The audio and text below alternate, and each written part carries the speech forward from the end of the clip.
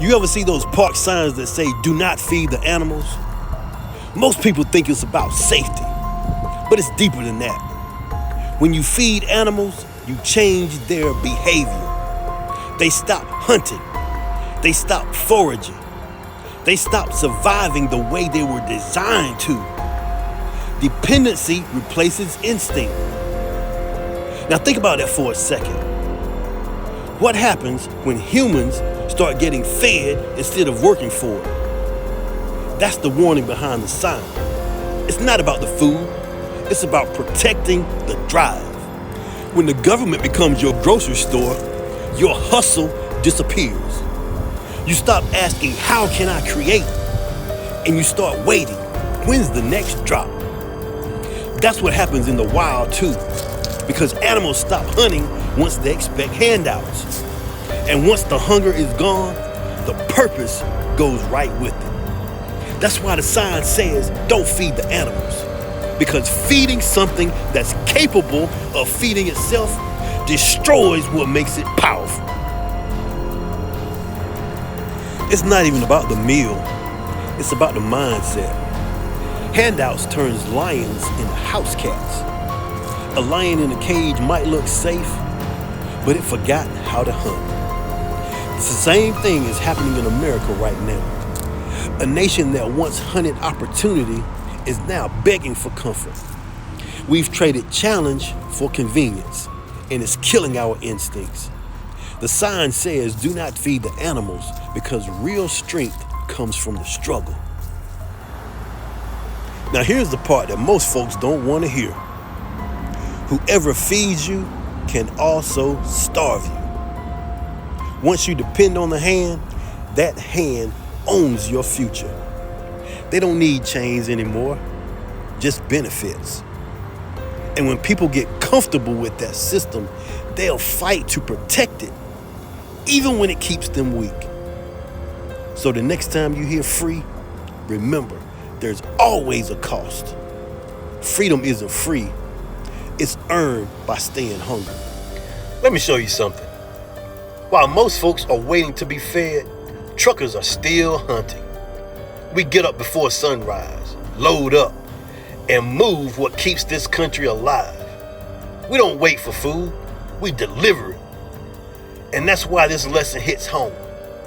Because the backbone of America is built by people who still hunt their own meal.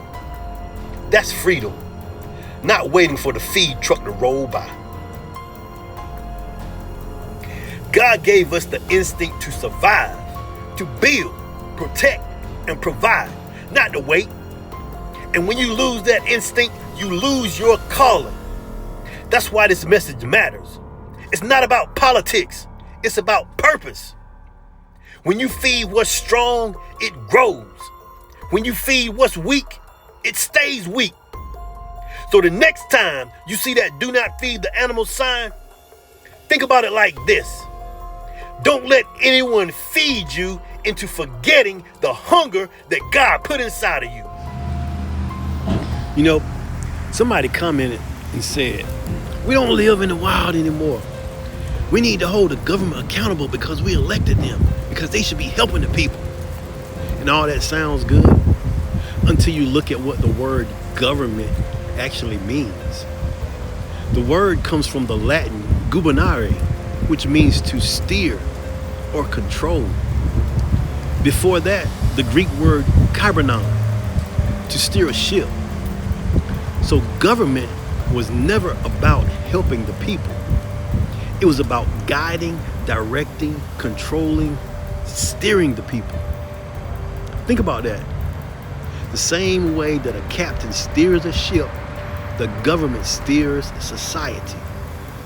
And the more people depend on it, the tighter the control gets. So when you take independence for help, you're not getting relief, you're giving up a wheel. Let's look at how the idea of government evolved.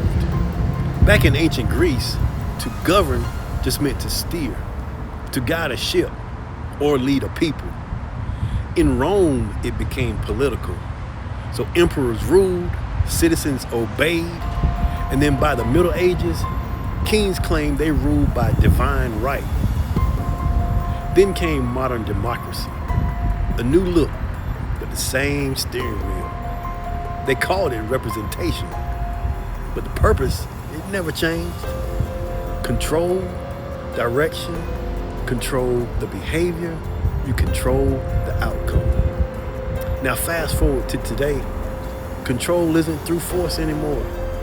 It's through dependence on food programs, benefits, the media, all tools that steer without appearing to steer. So yeah, we may not live in the wild anymore, but we're still being guided. The only question is, who are we being guided by?